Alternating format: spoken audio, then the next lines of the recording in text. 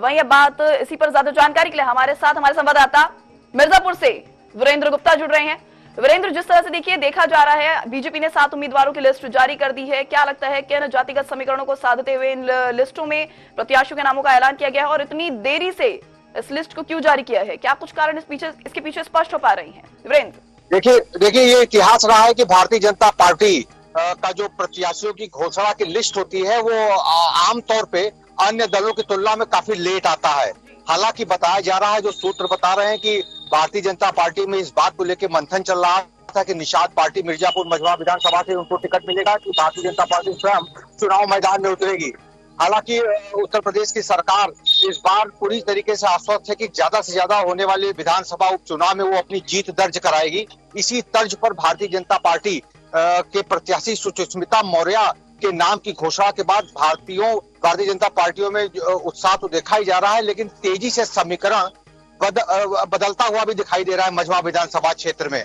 कुल मिला के आप ये कह सकते हैं कि लगभग 4 लाख मतदाता अब 13 नवंबर की तैयारी कर रहे हैं ताकि अपने विधायक का वो जो है निर्वाचन उनका कर सके। जबकि इसके ठीक पहले निषाद पार्टी और भारतीय जनता पार्टी के सहयोगी दल ने निषाद पार्टी को कैंडिडेट बनाया था। निषाद पार्टी से डॉक्टर विनोद बिंद यहाँ से विजयी रहे हैं मझवा विधानसभा क्षेत्र से। मझवा विधानसभा क्षेत्र की और एक बड़ी खासियत है कि आज तक यहाँ पर समाजवादी पार्टी कभी जीत दर्ज नहीं करा सकी है। तो बड़ा दिलचस्प जो है इलेक्शन होगा, चुनाव बहुत जबरदस्त होने जा रहा है। मझवा विधानसभा क्षेत्र में भारतीय जनता पार्टी ने सुष्मिता मौर्य के नाम की घोषणा के बाद, क्योंकि वक्त बहुत कम बचा है, पूरी तैयारी भाजपा की तरफ से कर लिया गया है। बताया जा रहा है कि इस बार जो सरकार उत्तर प्रदेश की सरकार है वो इस बात पर चुनाव मैदान में जाएगी कि सरकार के द्वारा जन कल्याणकारी योजनाओं पर इस बार जनता मोहर लगाएगी। अगर उनको जन कल्याणकारी योजनाओं से जनता लाभान्वित हो रही है तो जरूर भारतीय जनता पार्टी का चयन एक बार दोबारा करेगी। लेकिन आप ये कह सकती हैं कि जो आम जनमानस के बीच जो धारणा देखने को मिल रहा है उसमें साफ तौर पर ये झलक रहा है कि हर घर जल नल योजना अत्यंत प्रभावशाली साबित हो सकता है।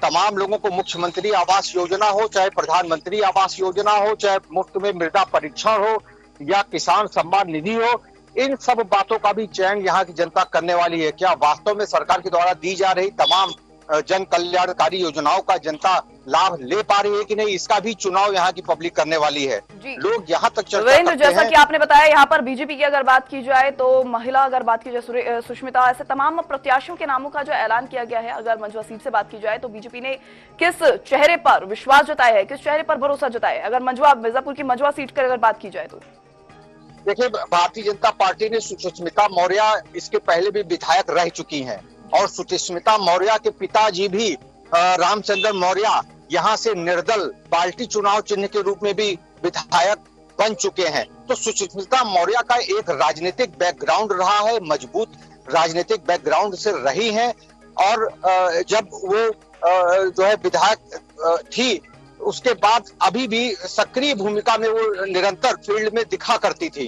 तो आप ये कह सकते हैं कि उनका सीधा मुकाबला जो है समाजवादी पार्टी के प्रत्याशी ज्योति बिंद और दीपू तिवारी बसपा से कैंडिडेट घोषित हुए हैं। तो बसपा, समाजवादी पार्टी और भारतीय जनता पार्टी के बीच जो मुकाबला होगा वो बहुत ही जो है दिलचस्प बताया जा रहा है। त्रिकोणीय मुकाबला की बात कही जा रही है।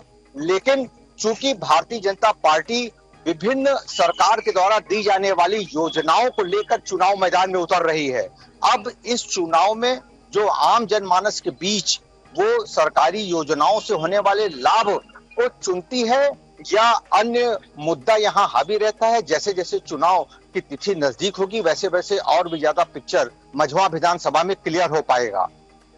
जी देखिए, बात मुद्दों की हो रही है, मुद्दों पर भी बात करेंगे, लेकिन अगर यहाँ पे अगर बात प्रत्याशियों की जाए तो देखा जा रहा है चाहे फिर वो समाजवादी पार्टी हो या फिर बीजेपी हो, दोनों के बीच कांटे की टक्कर देखने को मिल रही है और एक सेम पैटर्न से वो प्रत्याशियों को धरातल पर उतारते नजर आ रही हैं। जहां एक तरफ आपने जिक्र किया मझवा सीट से जहां सुष्मिता पर दाव लगाया गया है बीजेपी की ओर से, तो वहीं समाजवादी पार्टी की तरफ से भी ज्योति पर दाव लगाया गया है। यानी कहना गलत होगा, दोनों ही महिला नेता जो है इस बार आर पार की लड़ाई में है। क्या लगता है, क्या कुछ यहाँ पर सियासी घमासान देखने को मिल सकता है? किस तरह की टक्कर यहाँ पर देखने को मिल सकती है? क्योंकि मझवा सीट जैसे की बात की जाए तो यहाँ पर बीजेपी का अच्छा पैठ मानी जाती है, बीजेपी की काफी अच्छी पैठ मानी जाती है। ऐसे में क्या लगता है यहाँ पर कितनी कांटे की टक्कर देखने को मिल सकती है, क्योंकि दोनों ही महिला नेता हैं?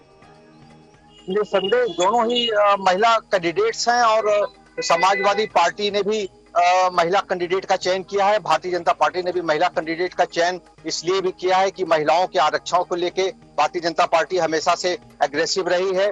उसी के परिप्रेक्ष्य में आबादी के टिकट को लुभाने के आशय से समाजवादी पार्टी और भारतीय जनता पार्टी ने भी अपने अपने कैंडिडेट्स की घोषणा की है। ऐसे में जो सबसे बड़ी बात यह है कि चूंकि समाजवादी पार्टी का मझवा विधानसभा में कभी भी खाता खुला नहीं है, इस बार कमर कस चुकी है समाजवादी पार्टी। बताया जाता है कि भारतीय जनता पार्टी के पास कई ऐसे जन कल्याणकारी मुद्दे बताए जाते हैं जिनके दम पर वो चुनाव मैदान में उतर रही है। भारतीय जनता पार्टी निस्संदेह इसके पहले भारतीय जनता पार्टी के सहयोगी दल निषाद पार्टी के डॉक्टर विनोद बिंद भी यहाँ से विजयी रहे हैं। तो कुल मिला के आप ये कह सकती हैं कि जो पुरानी परंपरा है, जो पुराने वोटर्स हैं, तमाम मुद्दे हैं और तमाम जन कल्याणकारी योजनाओं को लेके जो कैंडिडेट्स हैं, जो सुष्मिता मौर्य हैं, वो निस्संदेह लोगों तक पहुंचना शुरू कर दिया है। उन्होंने लोग कयास भी लगा रहे थे कि सुष्मिता मौर्य को अगर वहां से कैंडिडेट्स बनाया जाता तो कहीं ना कहीं भारतीय जनता पार्टी और मजबूती से चुनाव मैदान में उतरेगी। जी देखा गया है सुष्मिता मौर्य जिनका पहले से ही राजनीतिक बैकग्राउंड है, दूसरा वो महिला नेता है। ऐसे में माना यह जा रहा है कि बीजेपी को इसका सीधा सीधा फायदा हो सकता है। हालांकि नतीजे जो सामने आएंगे वो जनता, क्योंकि जनता ही जनार्दन है, तो जनता ही तय करेगी कि किसको अपने प्रतिनिधि के तौर पर चुनना है। लेकिन अगर हाल फिलहाल की स्थितियों की बात की जाए तो अगर क्योंकि बात अब मुद्दों की हो रही है तो क्या लगता है किन मुद्दों के आधार पर इस बार जनता अपने प्रतिनिधि को चुनेगी और किन मुद्दों के आधार पर जो तमाम पार्टी है, चाहे फिर वो बीजेपी हो या समाजवादी पार्टी हो, किन मुद्दों को लेकर धरातल पर उतरेगी और जनता से वोट की अपील करेगी? क्या लगता है कौन से मुद्दे होंगे? देखिए, भारतीय जनता पार्टी का मुद्दा है जो सुरक्षा को लेके है। उत्तर प्रदेश में कानून व्यवस्था के बेहतर सुरक्षा का दावा उत्तर प्रदेश की सरकार निरंतर करती आ रही है, तो वहीं समाजवादी पार्टी सुरक्षा के दावे को खोलती नजर आती है। तमाम जो योजनाएं हैं, चाहे वो जो है 70 साल के जो भी बुजुर्ग हैं, निःशुल्क उनका चिकित्सीय उपचार किए जाने का दाव भारतीय जनता पार्टी का ये सबसे बड़ा दाव बताया जा रहा है।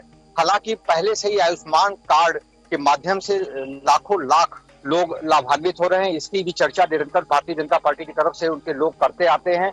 लेकिन जो सबसे बड़ी बात बताई जा रही है कि हर घर जल नल योजना वो सबसे मास्टर स्ट्रोक साबित हो सकता है। अगर वास्तव में हर घर में लोगों को जल मिल रहा है और वो पानी के लिए परेशान नहीं हो रहे हैं, जो पहले लोग लंबी लाइनें लगाया करते थे, चाहे वो उज्ज्वला योजना आप देख सकती हैं कि तमाम महिलाओं को उज्ज्वला योजना से आच्छादित किया गया है ताकि घर की जो महिलाएं हैं वो लकड़ी जलाने से और धुओं से उनको मुक्ति मिल सके।